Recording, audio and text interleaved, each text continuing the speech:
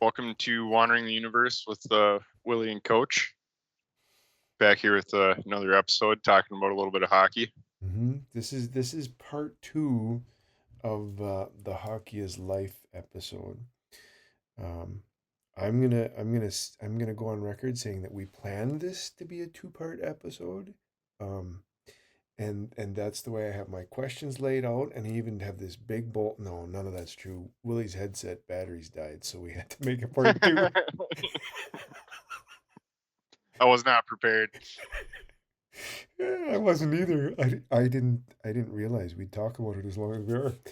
Um, So let's dive right back into it. So in part one, we talked a lot about the individual stuff in hockey, like learning how to skate backwards. Crossovers are tough. The mental aspects of it, and how to, as an individual, how does the game help us reset, or how does the game um, just energize us, right? I think Mhm. for this part two, I want to talk more about the team part of it, and how that, like for example, the one of the first questions I have written down here for the team side of it is what when you look at leadership, Willie, at the hockey rink, what does that look like? What is effective excuse me, what does effective leadership look like at the hockey rink? Effective leadership at the hockey rink. Um, And I think it could be in life, but this is a hockey is life episode, right? Because so we're going to talk about the rink, and if it bleeds anywhere else, great. But I think my experience has been it's not always like the best skater or the best player on the team. Um, Actually, it's I don't want to say it's completely opposite of that, but it's usually not that player. Um, the leadership that I see like is the player that maybe he just learned how to do crossovers and he's showing somebody else how to do them, or he's watching somebody that was in the same position as he was 4 years ago, 10 years ago, 15 years ago, 20 years ago, whatever it is, and seeing the frustration in that player's eyes when something isn't clicking and they've been trying to do the same maneuver for months on end and it just hasn't clicked yet. Um, uh, I'll just refer to his first name as Brandon. There's a guy he's on our team like this, and he's a very quiet individual for the most part. He doesn't say much, but what he does do is really positive criticism and feedback, as to like what you can tweak, what you can do better. Um, in my opinion, those are kind of like the unsung leaders that I see on the ice. Um, Really, for the most part, it's the guys that are getting away from their own self and out of their own issues or mindset or whatever it is, and helping the guy next to him. And that applies to life too, but definitely on the rink. Yeah, it's that individual that's going out of the way to help the guy next to him. Yeah. I love it. I love it, and I think I would wholeheartedly agree with that. Absolutely. Um, how do you think um what's the definition of success when you get to the hockey rink? Oh, the definition of success for me. So this might be different than probably your average hockey player, to be honest with you. The definition for me is I'm not showing up to the rink to win. Um, Winning is like a byproduct for me. The win comes from um, just just the escape part, like we talked about earlier, like the shutting off my brain and not having to worry about all the crazy thoughts that go through my mind in a day, or the wild ass ideas that I come up with when I got to call a coach and be like, I just got this really crazy idea. Um, so that's like the biggest win for me.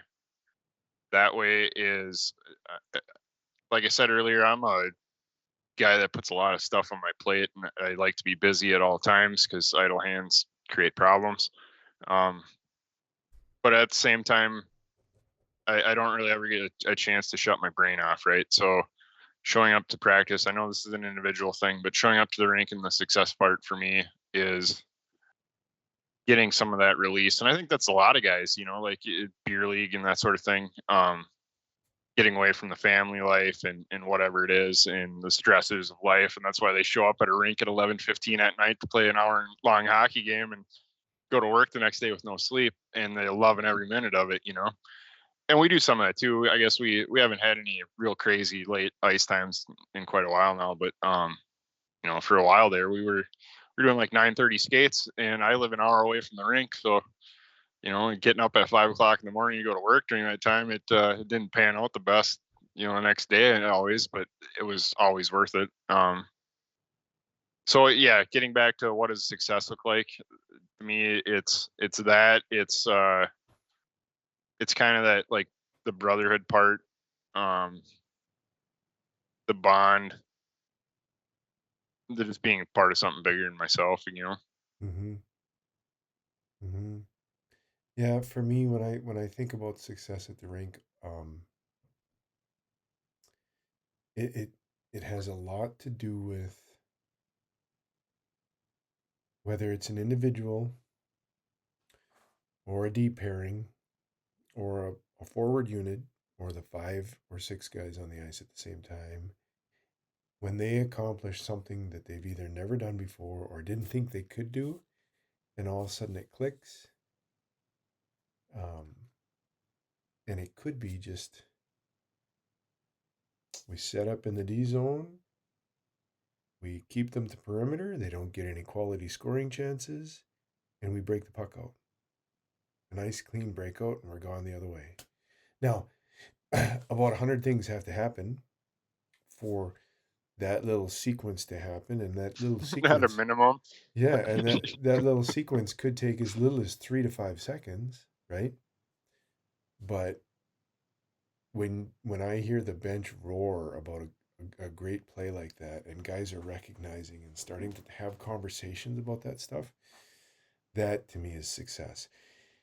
And we start piling up those little successes, some really interesting things are going to happen. Um, that's the stuff I get excited about. And then when I'm working one on one, or with a group of similarly skilled players, and they're working through it, and they're having conversations, and well, I tried this and it didn't, and I tried that, and well, what about that? Ooh, that's the stuff I that fills my cup. That's fun stuff for me.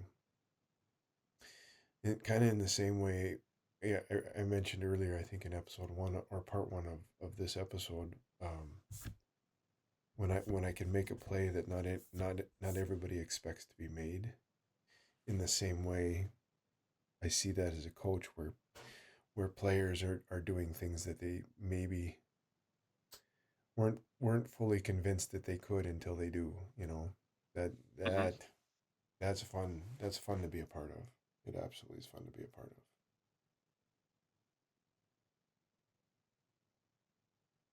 Definitely. Hmm. So there's another question I hear, and I X'd it out earlier, but I'm not. I think I want to maybe bring it back and broaden it a little bit. So the wording of the question is: ever had a coach get it completely wrong, and what happened? And I think, as far as hockey goes, I'm the only coach you've ever had. So you know, if it does apply to me, great. Let's fire away. I want to hear it.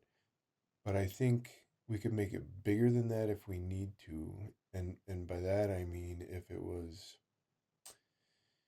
somebody in your chain of command when you're in the military, or Actually, I have a really good example, and I'm not going to use who I'm not going to use names or yep.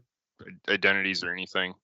Um, yeah, you are the only hockey coach that I've personally had. However, through the involvement we've had, we've interacted with a lot of coaches, through different games and things that we've done.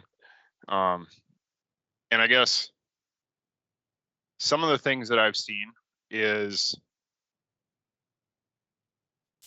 and I don't know if this is different because of our military background or anything like that, but a lot of coaches that I've seen put the game first before the players. Oh, Um, yes. Yeah. and coming from like the military background, right? Um, so in training, and this is all my opinion. Has nothing to do with the military's opinion or the army or anybody. Um, and other people in uniform might have a completely different opinion on this, and that's that's totally fine. Um, but we train together to go to war, and there the goal is to win, which is in the end, take it to the enemy, so to speak, and don't take any losses on your end. In a nutshell, it's basically what it is. However, during that, like, you build this team cohesion in this family, in this tight knit bond where that bond almost be like it's completely unspoken for the most part during those times. It's actually spoken more quite after, in my opinion, or my experience of the brotherhood and that tightness during those times. But when it comes to the coaches part, I guess I see a lot of coaches that um, they seem to care, and again, opinion, but they seem to care more about the game than they do about who that person is behind that number on that jersey. And not all of them, but it's an observation that I guess I've seen where I think we have a stronger favor of we're looking out for the players before we even think about the game. And you do that very well. So yeah, thank you for that. Mm, absolutely. That's really interesting. I had no idea where that question was gonna go, and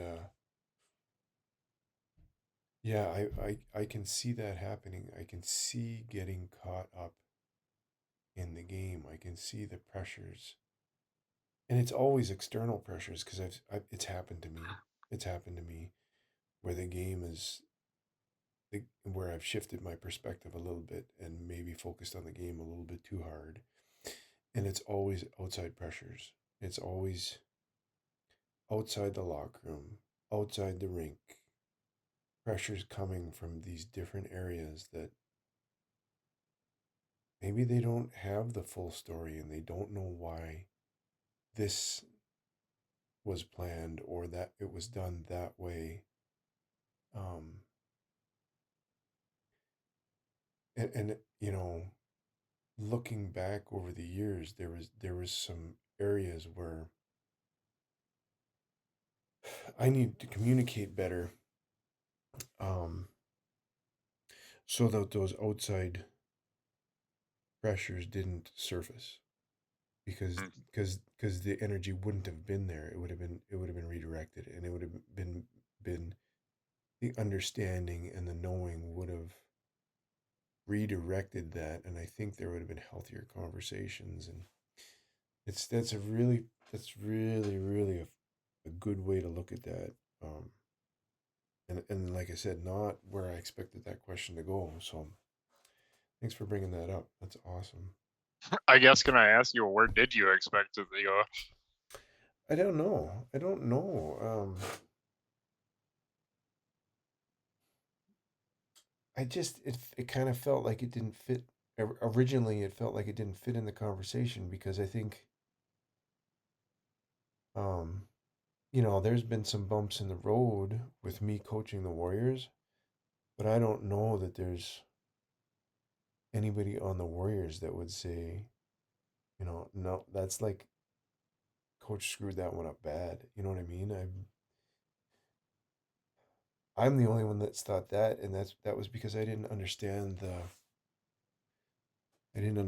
dynamics of the boys and the fact that I'm nowhere near the meanest SOB you guys have ever come across. Like it's just it's just not that, you know. I mean, I'm not saying your yelling's like a little puppy dog or anything, but I've had it scarier. Yeah, I believe it. I believe it. Hmm. All right. So, do you do you feel that um do you feel that there's enough or an appropriate amount or working towards the right amount of support for mental health at the rink right now? Um, that's a very loaded question. I think being completely upfront is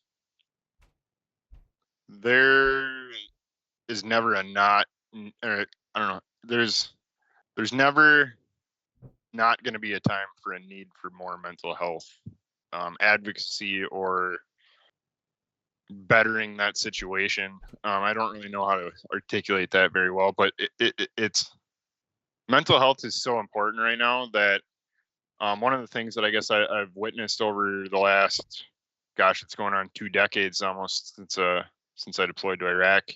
Um, Over those 2 decades or close to 2 decades, I've witnessed the civilian mental health side be very strong when the VA and the military side wasn't, Okay. or very supportive, or I'm just being really honest. During my time of coming home, I was kind of part of that guinea pig generation where they didn't really know what the hell to do with us. In my opinion, I mean, it was like they threw meds at us and call me in 3 to 6 months and we'll readjust if we need to. And it was kind of like that. And there was some therapies and stuff like that, but um, the network at the VA was overloaded. There's a lot of just inadequacies that were kind of the nature of the beast, so to speak. Not really anybody's fault or pointing fingers at anybody, but um, I don't think they were prepared for the mental casualties that were involved during the global war on terror. Um, and like how many of us came back with with PTSD or traumatic brain injury or that sort of thing. And I really don't think it's any different as far as like my generation suffered more that way than Vietnam or World War II or Korea or anything like that. I think as a society we've become more aware of it, that there is an issue here. And it was brought to more of our attention as servicemen. But getting back to like the rink and stuff, so or I should say before getting back to the rink, one of the things that I see going on now is the VA system has gotten 100 times better. It's way better than it was 2 decades ago, which is awesome. But I've seen the civilian side. I don't know if it's really declined or that now, especially after like COVID, COVID played a huge role in a lot of people's mental health, and there was a lot of just kind of sad things that came out of that, right? Um, that the mental health side on the civilian side is overloaded. Um, I've accessed both over the last 2 decades. I've gotten good things from both of them. So I guess I just wanted to paint that picture before we get into the rink stuff. Because at the rink, like it can vary. For some of us, it's just walking through the front door is all we need for that mental health readjustment. For some of us, it's having somebody to talk to, or um, sometimes it's more than that. Sometimes we have somebody that's really struggling, and we need to help that individual get the resources they need. Um, I think right now with the current leadership that we're working with, Um, we're making some serious, really initiatives to make that our core. Not that it never was, or that um, like we were deficient there. It's just we've gotten to a point in our program anyway that we've grown really fast over the last couple of years, and it's kind of the same concept, right? Like, do we have enough resources to take care of this issue? And for us in our program, that's basically what our program is built around, is taking care of each other in the mental health aspect, and physical disabilities too. But to play for our organization, you have to have a disability through the VA, and for a lot of us, um, for my generation anyway, it's mostly mental, and TBI, PTSD. There's some physical stuff there too, but the common thing for a lot of us is those two things. Um, I think we're we're doing a great job. I don't know. I mean, I have ideas of things that we can do better, but like I said earlier, there's so much room for growth in that department, that even whatever it is in any direction of going better, it doesn't matter if we're already doing good.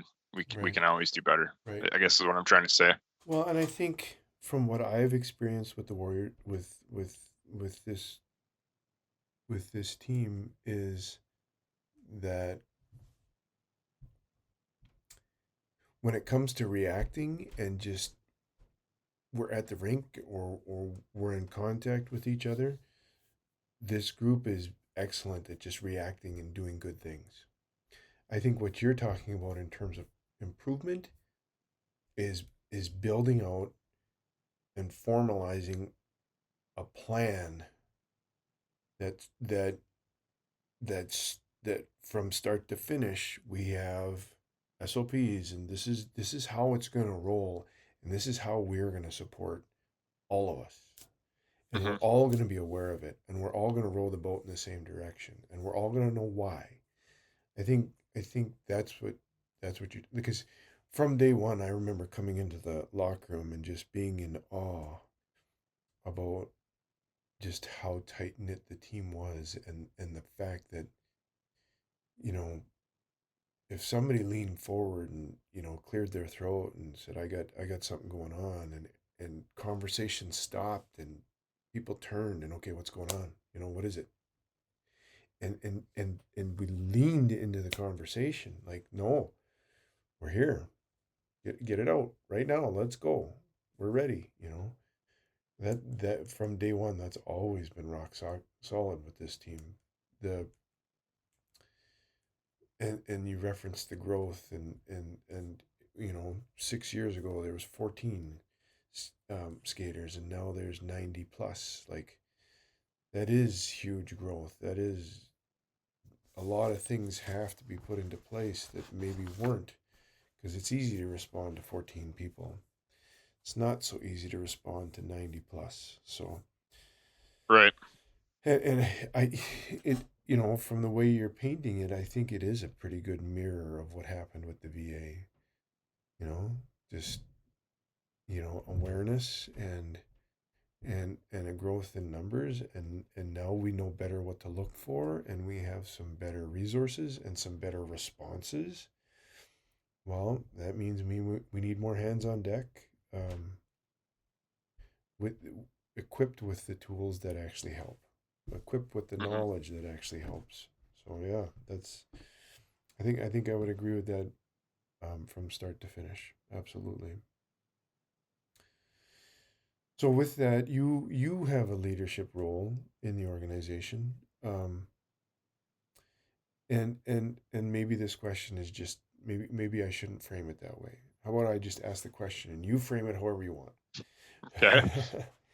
What do you see yourself accomplishing in the next 1 to 2 years?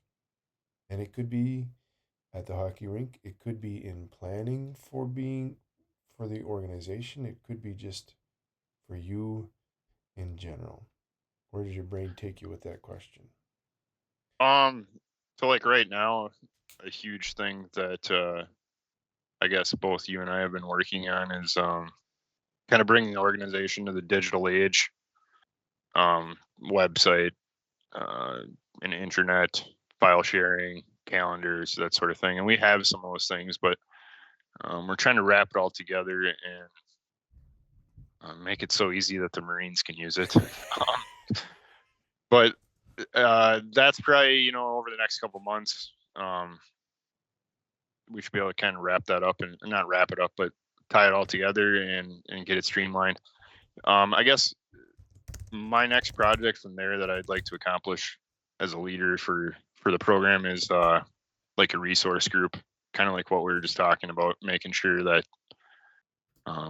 we have bases covered, SOPs covered if we do have like an individual, like a veteran in distress situation, or it doesn't even have to be, a distress situation, but Somebody needs a plumber. yeah, or whatever. You need a new roof on your house. We put it out there on the calendar, and hey, coach is putting a new roof on, man. Let's save him some money and get 5-10 of us over there and get a roof on in a couple hours. Right. Those sorts of things. But those are the big things for me. Personally, on my personal life, I have so many projects going on right now with school, and now we're doing the podcast. I have some YouTube stuff I've been playing around with for a while, or about a month now. So like I said before, I like to shovel a lot of things on my plate and keep things interesting and kind of mixed up. So I think the biggest thing for me right now with the Warriors is I coach knows me well enough, even though we are doing a podcast, that I'm not really one that likes to be in the spotlight or take recognition for any accomplishments or anything like that. But I do want to leave kind of a legacy piece with the Warriors as far as like getting set up with the digital kind of age, and then helping with some resource stuff to kind of just keep up with the growth that we have. Like you said, even when I started, I think there was like maybe 40, 38, something like that. That was 4 years ago. And now you said and this is just our region, we have 90 some rostered skaters. That's a lot of growth, and we're reaching levels where I wouldn't say it's getting difficult to manage, because it's not. It's just we're structuring things different to make sure that we're covering everything we need to cover. Right. Right. Yeah. When we look at RSVPs on practices, we're getting upwards of 60 people not responding, and we still get 30 people at practice. Mm-hmm. That's and selfishly as a coach, you give me 30 people on the ice, we can have a lot of fun at practice. Right. And I could easily handle 40 people on the ice, and I'm gonna tailor some drills, and everybody's gonna be gassed by the end. I love it. I love it. Okay, so couple questions left. Saved some fun ones for the end. Um, and we'll start with this one. What do you think hockey can teach people about life? Patience. Patience is the biggest one, like we talked about in the first part of this. But also like mental and physical fortitude. I know, and I know you see this in us too, because it's something you've talked about. Like, we come from a culture that there's just not a lot of room for weakness, and that can be interpreted on many levels. But I should say there's no room for a lack of resilience. If you're not resilient, you will fail. Hockey is very much that way too. You need to be resilient. You need to have thick skin, not just from chirping, but sometimes refs say things or do things that you don't always agree with, and Sometimes you got to just skate back to the bench and let coach yell at him instead. But I think like with life too, though, like for me personally, so when I first started skating with the Warriors, it was kind of by happenstance. Reached out to another player and asked to borrow some gear so I could skate with my daughter in a game she was playing in, and it was never planned for me to play hockey or come on with the Warriors or anything like that. But it kind of played out that way, and over learning to skate and do the things, it reminded me of how resilient I used to believe I was. And what I mean by that is like after coming home for a while and being home for over a decade type thing, um, the so-called armor has worn off, and it's the vulnerabilities are showing more than the strong armor exterior of a soldier, right? Mm-hmm. I guess I don't know how else to articulate that, but so the vulnerabilities are there, the insecurities, all these things that I think there's like this perspective maybe that, or a bias or whatever, or stereotype that soldiers are just supposed to be these hard asses that things don't affect us, or that sort of thing. And I think as a society we've gotten a lot better with that. Like let's compare Vietnam to the global war on terror. Like how much different troops were treated and that sort of thing, right? Um, and I think there's a lot more empathy on that level from society, but we're still human, right? So getting back to the hockey piece though, like that resilience, like we already have some of that from the culture we came from. But myself personally, like I stopped believing it after a while, after being home for a while and not putting the uniform on anymore and not being part of that culture, around that culture. I don't know how else to put this, but I just felt like a regular human being. And I'm not trying to say that from a point of feeling special or anything like that, but um, there were times when I put that uniform on that, I felt like Superman, like I was invincible. And like, especially being overseas, man, like we rolled outside that wire and I was sitting behind that 50 cal. I felt like a god. Don't get me wrong, there's times I was scared too, but I feel like I'm rambling a little bit. But again, going back to the resiliency part, it reminded me that, um, maybe I don't have the same ego I had when I was 22 years old and sitting behind a machine gun in a gun truck and thinking I was 10 feet tall and bulletproof. But it shines some light on, that side of me. It doesn't need to disappear, and it's still in there somewhere. And I shouldn't forget that. So comparing that to like civilians, right? Like you don't have to go to war or join the military to find that resilience. I think everybody has it. I think in war and training up for war and all the above, like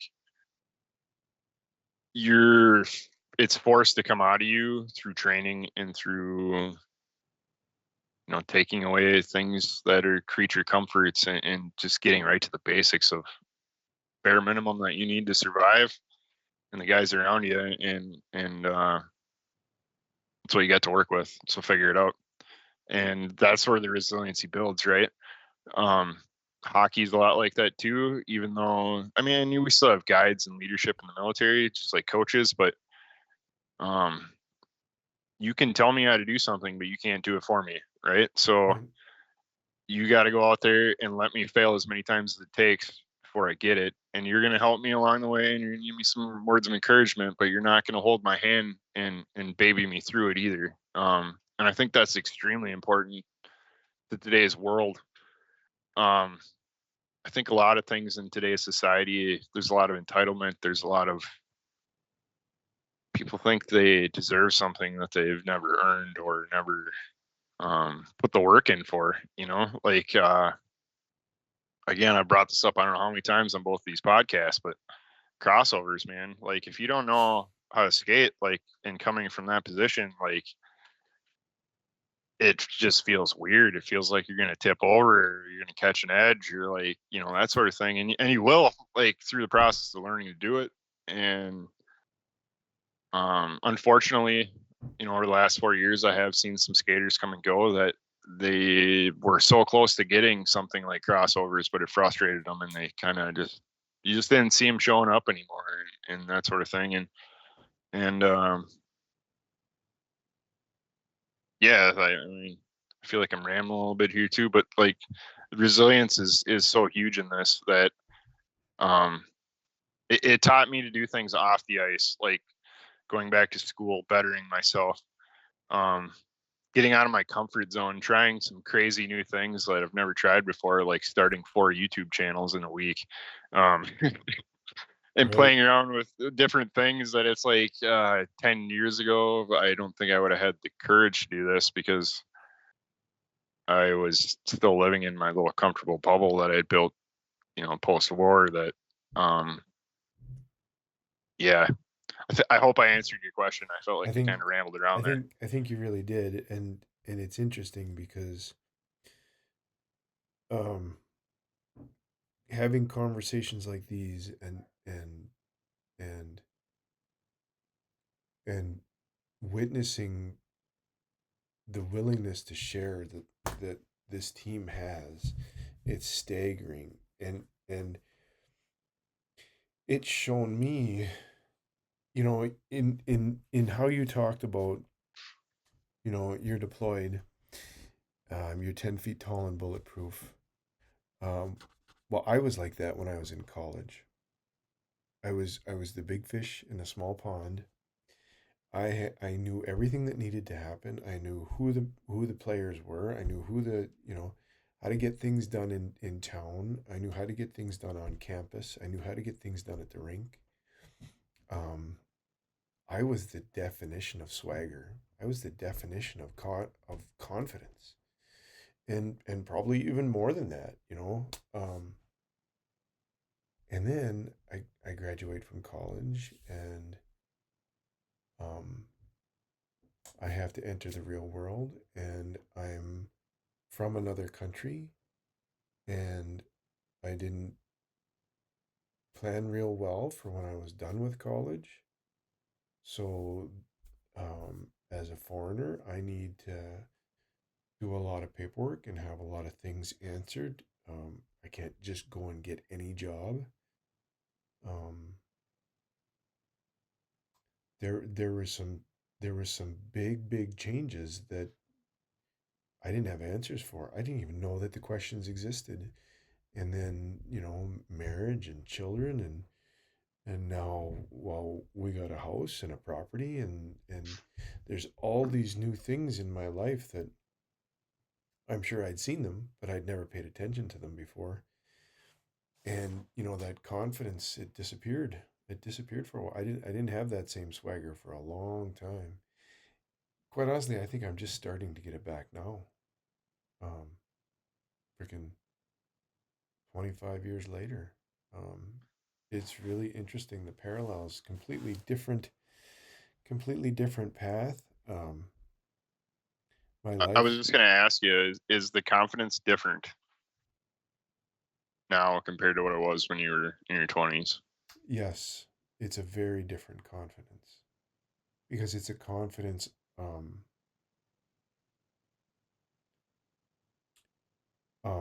out of knowledge and growth and reflection and change. Wisdom. I don't know if I'm brave enough to put myself in the wise category yet, but um, I think I'm on that path. I think that's what I'm striving towards. I think I'm fully aware that there's a bunch of stuff that I don't know. Um, when I was that 25-year-old senior in college, um, it didn't matter if I didn't know it. It just didn't matter. I got it. I got it. I don't even have to figure it out. I got it. It's fine. You know, it's different now. It's different now. Um, it's a very different confidence. How about you? Do you think the confidence you're regaining, the resilience you're regaining, is different? Absolutely. Um,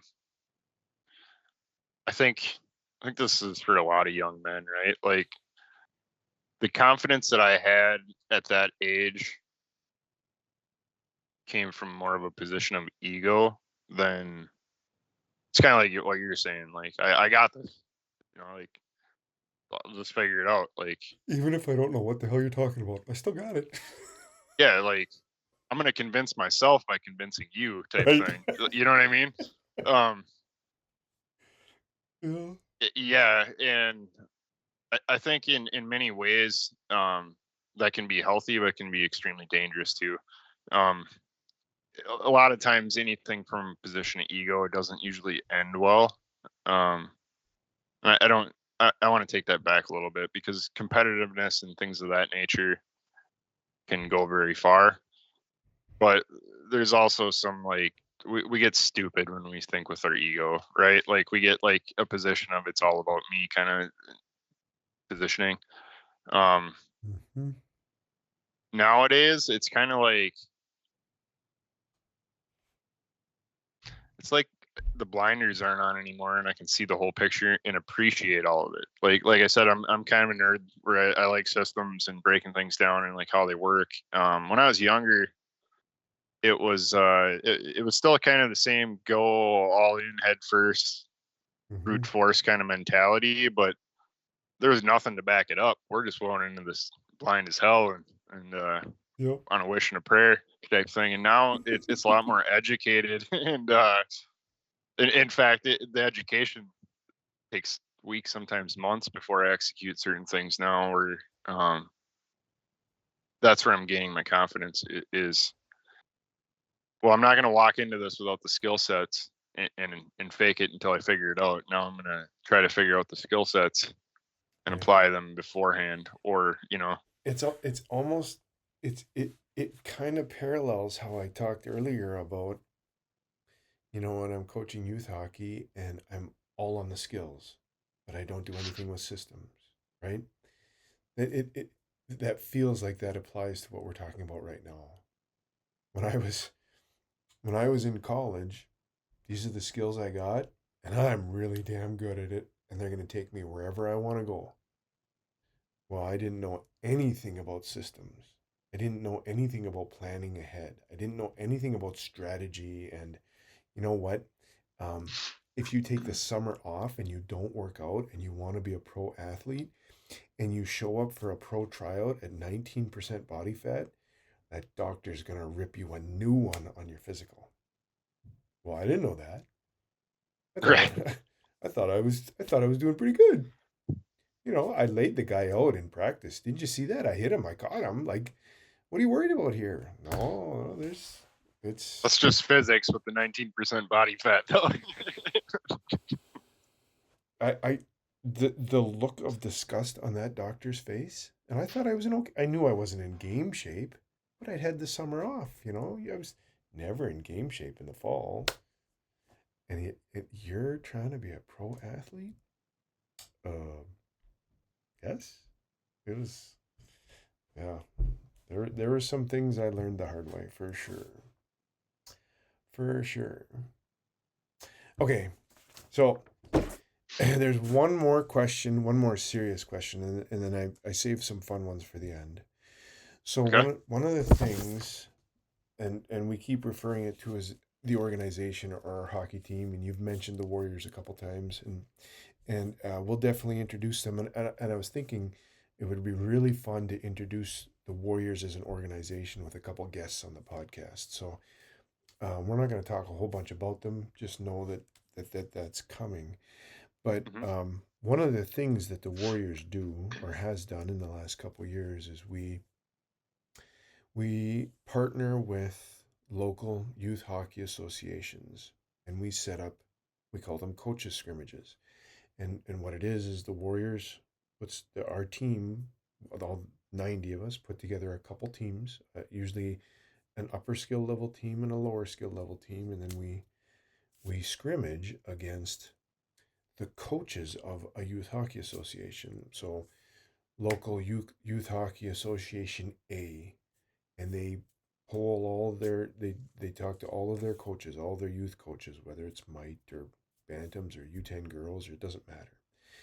And then they come and they play against us, and sometimes it's a big deal, and it's a fundraising event, and sometimes it's just we want to play hockey.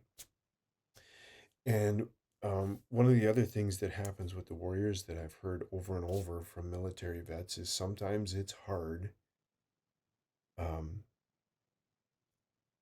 figuring out, connecting with, interacting with, building relationships with the civilian side. If you're from, you're a military. Um, so with those two things in mind, the the coaches scrimmages and then the making connections, building relationships with civilians on the civilian side, like becoming a civilian again, so to speak. I just wanted you to talk a little bit about that first coaches scrimmage that you set up in Wilmer, and how and what that in turn, like, and you've talked a little bit about, you had your comfort bubble and hockey's helped pushed you out of that, and I'd like you to talk a little bit about what that process was like for you, setting up that scrimmage and meeting with the youth board and having to have conversations and pushing outside your comfort level in your own community. So I mean, at the time it was probably one of the more difficult things I've done. And what I mean by that is I made a choice, I guess, to make myself vulnerable so that people kind of understood what was going on, and those sorts of things, and kind of what we were about. And I told a little bit about my own story. I was actually on a radio show, kind of publicizing and marketing the game that we did, and um that wasn't an easy thing for me to do, but I was totally aware that it was necessary, so people kind of understand that, um, we're human. Like, I know you've told this to me before. Maybe our viewers can't see it because I probably I'm laughing and have some emotions going on, but I do have the classic resting bitch face. I don't know what the male equivalent of it is. Uh, I don't know. Is this still asshole? I don't know what you want to call it, but um, because I brought that to your attention. I'm like, Coach, like, why am I getting these reactions? And it's like, Jesus, Willie, you could fucking smile for once, like, show some emotion. Um, and it's not that I try to hide emotions or anything like that. I just kind of have like a stoic exterior, I think, where I just don't show a lot. And the people that know me that I'm actually quite emotional. I'm not like angry or crying or anything like that, but I have a quite a spectrum of emotions and that sort of thing. But um, like you've told me that um that face that I have can kind of, maybe people take it the wrong way sometimes, or see me in a different light that they're not aware of, or whatever the case may be. Right, right. I remember you talking about um, that you'd go to even high school games after meeting with the board and doing the interview, and a little bit more backstory on this is, you know,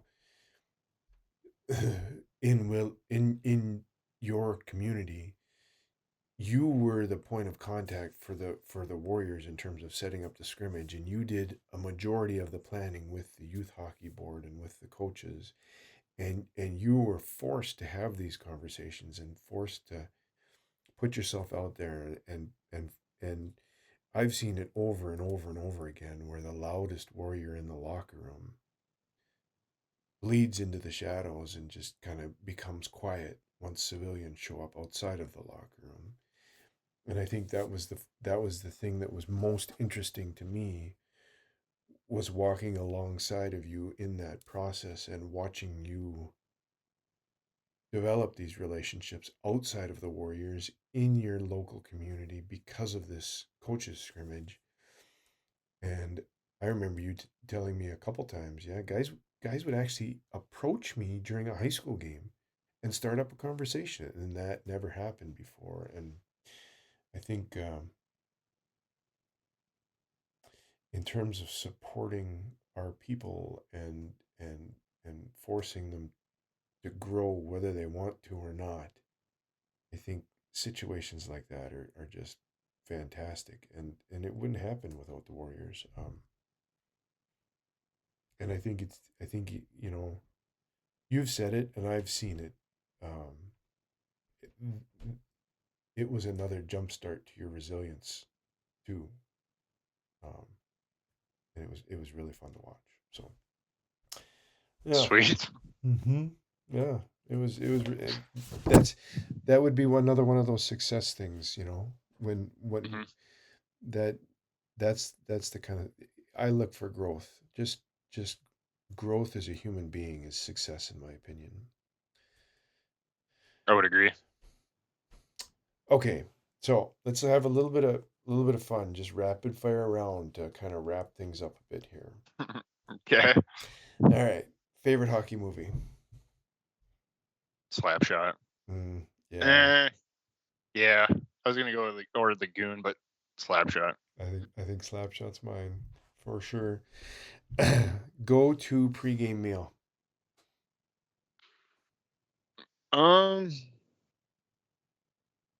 I don't really, honestly, I don't really eat before a game, but after a game, usually it's wings.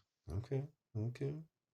For me, it's my new favorite just is probably 4 or 5 hours before I play, and just um, ground beef and eggs. Do a little bit of seasoning, whatever, flavor it up a little bit, but just ground beef and eggs. That's really good for me. Um, Worst and or best chirp you ever heard? Worst and or best. Jeez. There's been a lot of them. I don't even like. I can't even rattle them all off the top of my head right now. I don't know. I mean, I've heard some pretty good chirps, but I would say a lot of like the stuff from the Shorzy series got kind of passed around a lot when it was really hot and new. And then there was some modifications off some of those that it was kind of evolved from some of those that guys would chirp. But I think one of the funnier ones that I've seen happen. I've done it myself, but I've also heard other guys do it. But we were at a coach's game, and one of our guys made contact, or one of the coach's players made contact with one of our players right in front of our bench, and I stood up and I said, joking of course and chirping a little bit, I said, "Hey, take it easy. That guy's disabled." And the whole bench turned and looked at me like, "Willie, what the hell's wrong with you?" And I'm looking at my guys like, "What? It's one of our guys out there. He doesn't need to plow him into the freaking boards like that." Well, needless to say, the other guy who plowed our guy into the boards was also a veteran, and he only had one leg. And I didn't see that right away. So when they pointed that out to me, I was like, "Oh." Well, then I stood up and I said, "Well, then that goes for the both of you." Like, not saying that was the best chirp I've ever had or anything like that, but it was quite comical at the time, and um, yeah. But I mean, I've heard some just downright like ones that are just so dirty. I don't know if we should repeat them on here. And then I've heard some actually like just kind of silly ones. Like um, I can't think of them right now, Coach. Really? I'm trying to think of the crap that comes out of Hugh's mouth, but Yeah. My favorites are like the, if somebody trips, it's either, oh, it's sticky there, or that's a slippery spot, watch out, or oh yeah, yeah, you got to watch that blue line. It's slippery. or Yep. somebody toe picks, and yeah, I saw the blue line grab his foot. Absolutely. The yard sale is quite comical too. Yeah, well, that's a nickname though. That's one of our players. It's It is, but we still say yard sale when somebody yard sales. Yeah. Yeah. What that means is it's when you wipe out and lose half your Glove over there, stick over there. gear. Yep. Yeah. All right. First jersey you ever owned. First jersey I ever owned. So I want to say, I don't remember how old I was, but I had a Lemieux jersey back in the day. It's kind of funny. I don't recall like the circumstance of it was Christmas or something and I got it, but this was back in like the height of the North Star days with Madonna, and I really wanted a Madonna jersey, but um, it was that area with Lemieux and everybody else too, where I ended up with that jersey.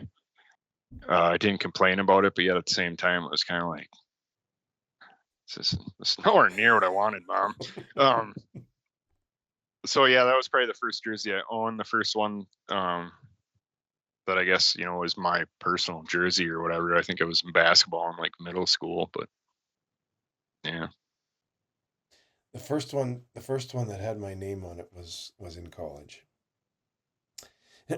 There was lots of jerseys when I was a kid, but none of them had my name on it. All right, one guy you'd never want to fight. Brewski. Oh, yep, yep, that would be a good one. That There's guy's scary. He's a guy on our team, and he's built like an ox. He chased me down the ice one day, and I wiped out just from the sound of him behind me. Let's put it that way. Guy's a machine, mommy, and he's mommy. yeah. And I don't know what he weighs, but I guarantee it's over probably 250, and I don't think he's got a lick of body fat on him. Mm-hmm.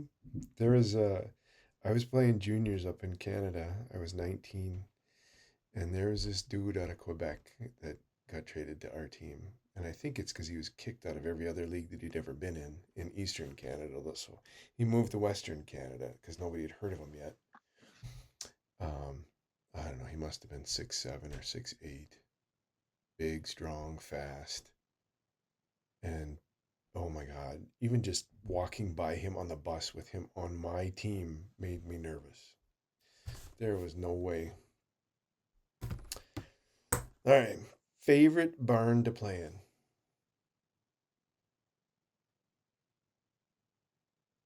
Um, I really like playing in like the old school wood barns, like Alexandria. I will say though, I've had a couple opportunities to play at Excel. That was pretty dang exciting. For the record, it doesn't feel as big when you're standing on the ice. Oh, I didn't think so. Like, I mean, you nice. look up and you see all the levels and everything, but it's like this place seems so much bigger from the stands. Like, I don't know, it just didn't seem like it was that big. Sure. But I really like the old school wood rinks, or wood barns, or yeah, it's just the nostalgia part I think is cool as hell. Mm-hmm. Yep, that was my favorite barn. It was an old wood barn. It's actually tore down now, but um, my first 2 years of juniors when I was 18 and 19 years old up in Canada, that it was an old wood barn, and it was my absolute favorite. Probably my second favorite, and it's tore down now too, was the old Edmonton Coliseum where the Oilers used to play. Played a few games in there when I was like 8, 9, 10, where I'm the D sitting on one side of the bench and yelling to the forwards way at the other side of the bench. And then the parents on my team, they sat in one row in one section and they filled up the whole row in that one section. That was it. Yeah, those are my favorite barns for sure. Right on. All right. Um, any final thoughts? Anything to wrap up with? Um, I think everybody needs some form of hockey in their life, and what I mean by that is it doesn't have to be hockey, but it has to be something that challenges you, like we just discussed about hockey. Life is boring and meaningless if you don't have something that challenges you and forces you to take all your insecurities and vulnerabilities and all the above and look them dead in the face. both, for hockey, it's on and off the ice. Some of those insecurities are like crossovers, and some of them is talking to civilians, at least for us anyway, or for myself. Um, so having a vehicle of some kind where you can do that, an outlet, a stress reliever, whatever it is, something that sets your soul on fire. Um, yeah, because passion will make you build hard. You know what I mean? Like it'll Mm-hmm. make you want to grow and do things and learn and all the above. Mm-hmm. I agree. That's a great way to put it. Um, yeah, and then for us and the podcast and what's next, here's what I've figured out. I figured out we don't have a clue what's next. We have so many options and so many things that we want to talk about, and we're gonna stop and reflect after this, after we hit stop recording, and who knows. So here's how you're gonna figure out what's next. You're just gonna subscribe, and when another episode drops, then you get to know what's next. So, and I'm gonna steal this from you from the last episode.